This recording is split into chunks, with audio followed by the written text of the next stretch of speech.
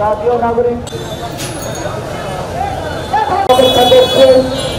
আপনাদের আন্তরিকভাবে ধন্যবাদ জানাই। এই কুষ্টিয়ায় পুনর্গণঅভ্যুত্থানে বেশি আমার ভাইয়েরা শহীদ হয়েছেন। কুষ্টিয়ার মাটি শহীদের লক্ষ্যে বঞ্চিত এই কুষ্টিয়ায় শহীদ আবরার বাহাদ শহীদ রয়েছেন। আমরা সেই আবরার বাহাদের কথা বলছি, তিনি ভারতের মেধাবী শিক্ষার্থী ছিলেন।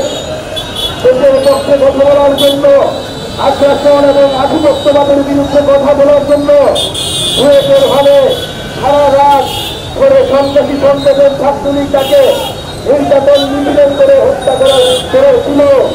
আমরা সেই শহীদ আবরার বাহাদের উত্তরসূরি প্রিয় কুষ্টিয়াবাসী, সেই শহীদ আবরার বাহাদের মাটিতে আমরা দাঁড়িয়ে রয়েছি, শহীদ ইয়ামিনের মাটিতে আমরা দাঁড়িয়ে রয়েছি।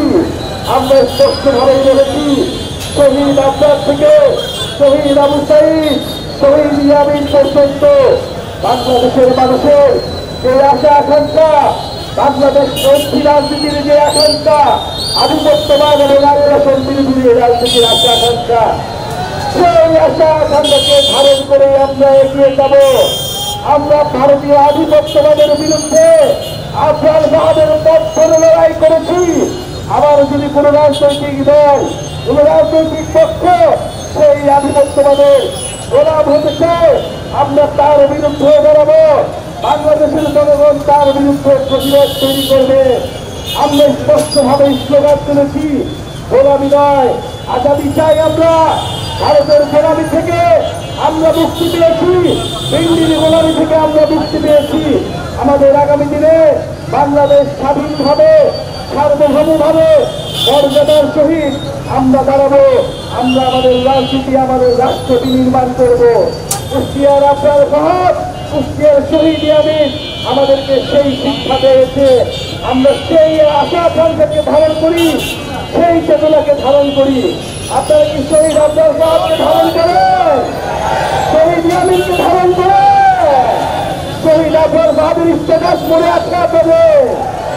সেই একটা সময় যখন বাংলাদেশের মানুষ কথা বলতে পারত না, দিল্লি আধিপত্যবাদের বিরুদ্ধে কথা বলতে পারত না, তখন আবরার বাহাদ আমাদের নদীর চুক্তি দিয়ে, আমাদের পানির প্রতিষ্ঠা দিয়ে ফেসবুক স্ট্যাটাস দিয়েছিল, আমাদের জঙ্গল নিয়ে স্ট্যাটাস দিয়েছিল, বাংলাদেশের জনগণের স্বার্থের পক্ষে স্ট্যাটাস দিয়েছিল। সেই আবরার বাহাদ সেই সময় যখন ভারতের আধিপত্যবাদের বিরুদ্ধে, ফ্যাসিবাদের বিরুদ্ধে, শেখ হাসিনার বিরুদ্ধে কথা বলতে পারত না, তখন ইসলাম ধর্ম এবং বাংলাদেশের পক্ষে কথা বলা মাত্রই তাকে হত্যাযোগ্য করা হতো, তাকে নির্যাতন করা হতো। শহীদ আবরার বাহাদ সেই সময় মুখ খুলেছিলেন।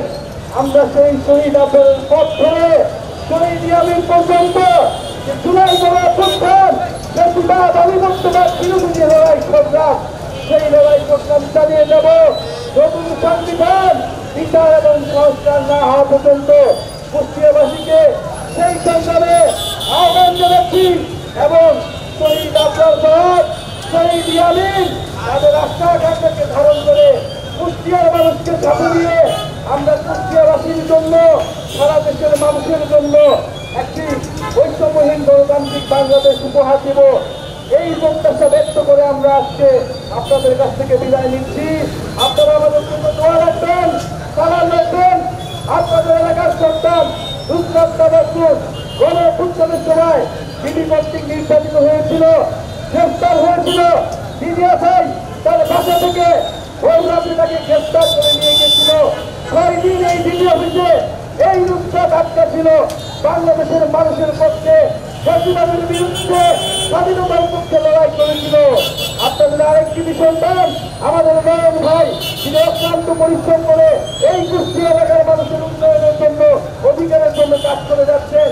আমাদের এখানে আরো শ্রমিক বইলে যুব শক্তির, এনসিপির কুষ্টিয়ার বিভিন্ন পর্যায়ের নেতা কর্মী রয়েছেন, যারা আজকের কর্মসূচি সফল করেছেন। তাদেরকে আমরা আন্তরিকভাবে ধন্যবাদ জানাচ্ছি। যারা শহীদ পরিবার আমরা আজকে সকালে দেখা করেছি, আহত যুদ্ধ রয়েছে, তাদের প্রতি শ্রদ্ধা এবং সম্মান জানিয়ে আমরা আজকে এই পথসভা সমাপ্ত ঘোষণা করছি। ইনশাআল্লাহ 64 জেলা আমাদের এই পথসভা আমরা চালিয়ে যাব। বান্ডেল থাকলে প্রতি সিনেমানিতে টাকা বাঁচবে। বিকাশ সেনমানি বান্ডিল কিনে জিতুন প্রতি লেনদেনে। শুরু হয়েছে Standard Charter Channel I Agro অ্যাওয়ার্ডের 10ম আয়োজনের মনোনয়ন গ্রহণ।